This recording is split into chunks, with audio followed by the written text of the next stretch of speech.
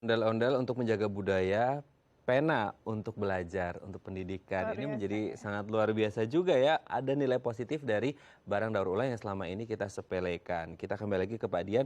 Pak Dian, sebenarnya ini kan barang-barang yang sangat berharga sekali. Ada nilainya. Ini apalagi ada budaya dan juga kita peduli terhadap lingkungan. Tapi kalau boleh kita tahu sebenarnya ketika kita ingin memulai sebuah bisnis atau usaha daur ulang, apa yang harus kita persiapkan terlebih dahulu? Apakah barang-barangnya, bahan bakunya, atau ide-idenya, atau seperti apa?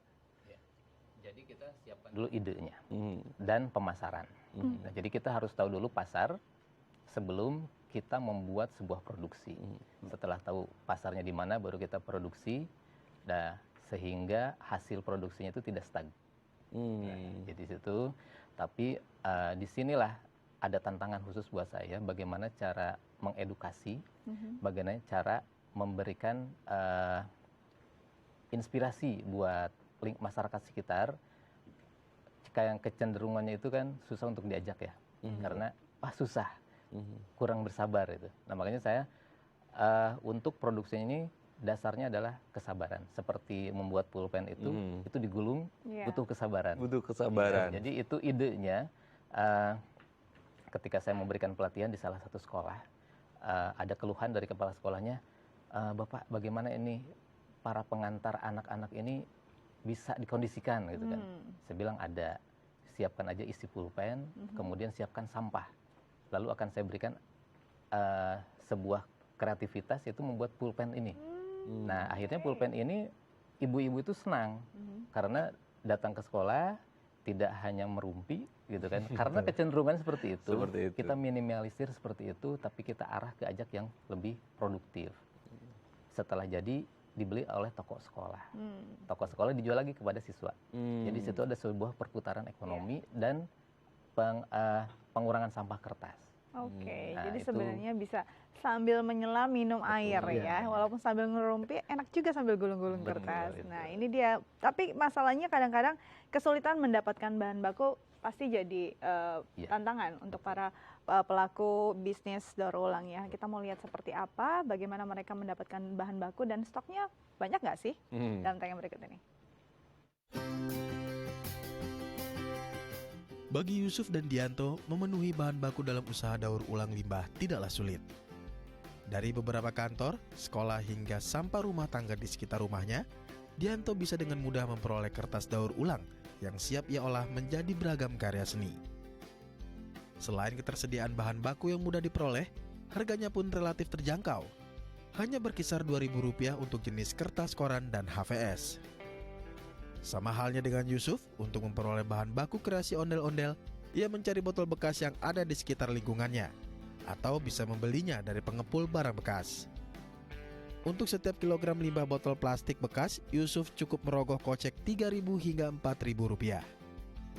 Sedangkan untuk aksesoris pakaian, Yusuf memperolehnya dari limbah kain perca sisa industri konveksi di sekitar rumahnya.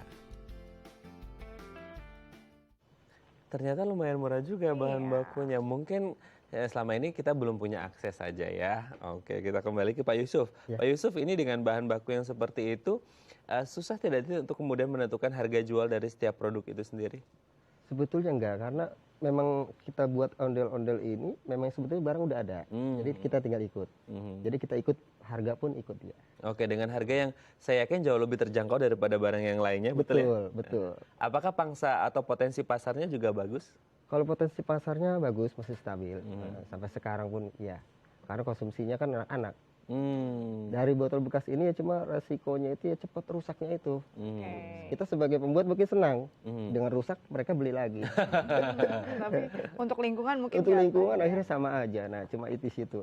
Sebetulnya ini kan cuma buat bagian mainan, tapi pajangan. Betul. Tapi apakah dijelaskan kepada pembeli bahwa ini berdasarkan, ini berasal dari barang-barang daur ulang? Itu dari melihat dari bentuknya mereka sudah kenal kok. Sudah tahu. Familiar ya untuk kepalanya ini air mineral gitu ya. Oke. Kalau kita ke Pak Dian, ini kan potensi yang memang kalau untuk mainan anak-anak mungkin bagus gitu. Kalau untuk kertas daur ulang sendiri biasanya pangsa pasarnya siapa saja? Wisatawan. Wisatawan, kemudian pelaku percetakan. Karena kertas daur ulang ini bisa dibuat untuk kartu nama, kartu undangan, kartu ucapan, atau pembungkus buku. Nah, untuk di sekolah, saya cenderungnya mengarahkan kepada ibu bapak guru itu untuk dijual kembali kepada siswa. Sehingga sampah kertas yang ada di sekolah itu didaur ulang, dibuat sampul, dibuat kertas, lalu dijual ke siswa untuk dijadikan sampul buku. Sehingga ada kebanggaan dari siswa menggunakan produksi handmade ya, produksi di lingkungan sekolah itu sendiri. Oke, kalau di sini selain ada kertas daur ulang, depannya ada satu tugu yang ikonik ya, Ikonik. Kota Bogor ya. Kota Bogor. Ini digulung dari koran dan Koran. Ini koran dan bekas brosur yang tidak terpakai. Jadi ini pakai metode quilling. Ya, digulung, kemudian dijadikan ornamen.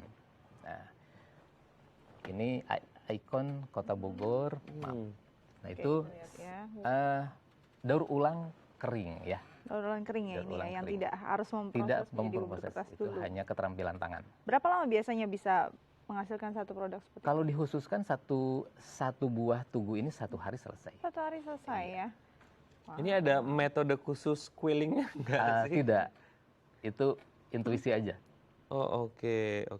Tapi sebenarnya ketika kita membuat barang-barang dari daur ulang itu yang paling sulit dikuasai oleh katakanlah pemula apa sih, Pak? Untuk pemula itu ketika mencoba awal, contohnya adalah menggulung pulpen aja. Yang paling mudah itu adalah menggulung pulpen ya.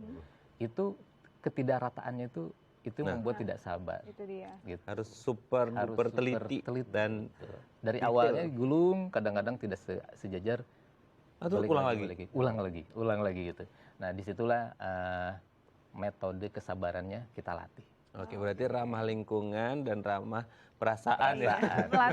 Melatih juga karakter seseorang, kesabaran. Nah, kita mau lihat sebenarnya pangsa pasarnya sejauh mana sih sudah berkembang dan apakah masyarakat Indonesia sudah terbuka untuk produk-produk semacam ini, produk-produk yang basisnya ada daur ulang. Kita akan bahas tapi setelah jeda berikut. Jangan kemana-mana pemirsa, tetap bersama kami di Halo Indonesia.